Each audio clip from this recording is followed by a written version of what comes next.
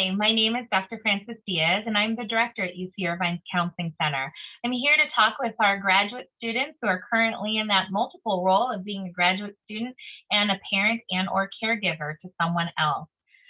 I hope to offer you a couple of tips, ideally, probably about 7 today, to help guide you through this experience as a graduate student and hopefully help you to be successful while you're here at UC Irvine.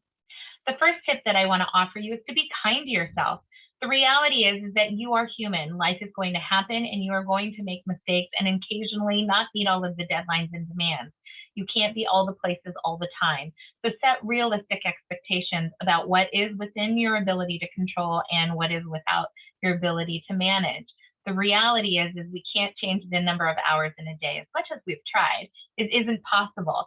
So it's important that you allow yourself to entertain the idea of what is good enough and what does that look like for you specifically.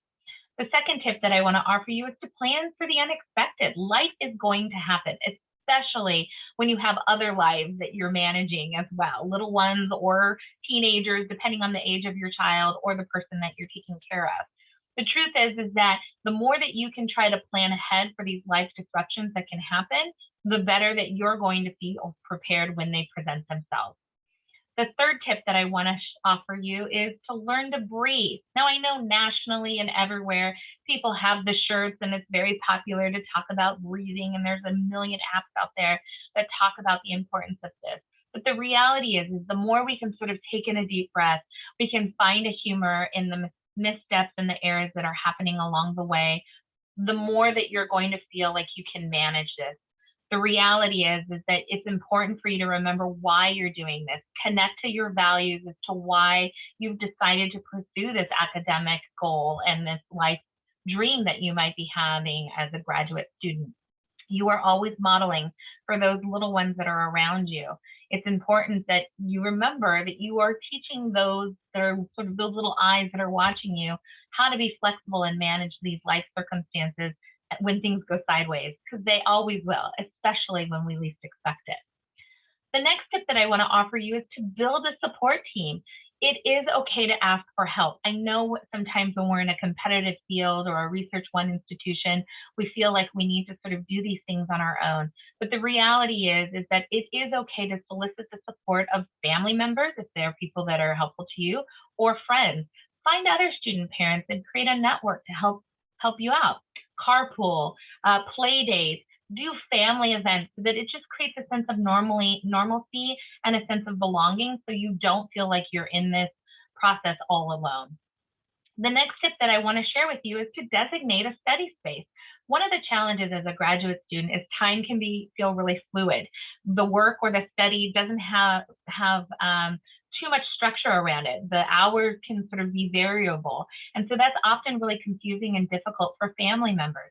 So the more that you can sort of help clarify with others, designate an identified space within your home environment where you will work and that you will or study, it makes it really clear to your little ones. I think a lot of times they think because you might be working or studying within the home, the people that are around you think that that is time that they can come and access you and ask you for help.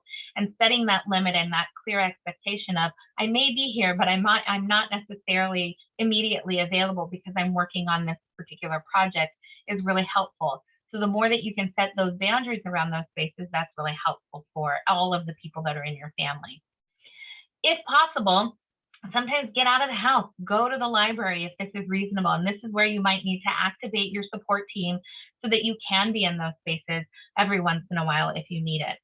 It really takes everyone to sort of be able to do this. The next thing that I want to invite you to think about is create a routine, get organized, and then stay organized. I think a lot of times we'll put in a lot of energy to get there, but then we have a hard time maintaining it. So establish a system that works for you, because one organizational system may work for someone else, but it doesn't necessarily work for you. Create visual charts, and this can be a really fun activity for the family. Have everyone participate as a craft, and that way they'll feel like they're a part of whatever you're doing in school, and they'll understand a little bit more why you might not necessarily be available, even though you look available, because of the chart that you created. The last tip that I want to encourage you to consider is be present, practice mindfulness. The importance is that we want to stay focused on the task at hand, create structure and boundaries around the things that you are engaging in. And this can feel really difficult, especially if you are a caregiver and always attending to other people's needs. To set these boundaries can feel really guilty, shaming, and difficult for some of us. And so it's really important that you know that by setting these clear boundaries and expectations, you're actually being really helpful to everyone because then they know what to expect. Be present with the people in your life when you can. The more that you're present as opposed to distracted, then it creates more quality time and it allows you to feel much better about being in the other places that you need to be and managing your academic tasks and demands. So just to remind you, here are the 7 tips that I just highlighted for you. Be kind, build a support team, plan for the unexpected, designate a study space, learn to breathe, create a routine, and practice mindfulness. If any of these things are things that you're needing more help or support around, please feel free to reach out to the Counseling Center. You can contact us at 949-824-6457, or you can check out our website at counseling.uci.edu for all of the latest up-to-date information about the resources of support that we have for you as a graduate student. Thank you for being here at UCI. We are excited to have you and hope to see you continue to thrive while you're here as an anteater. Thank you so much.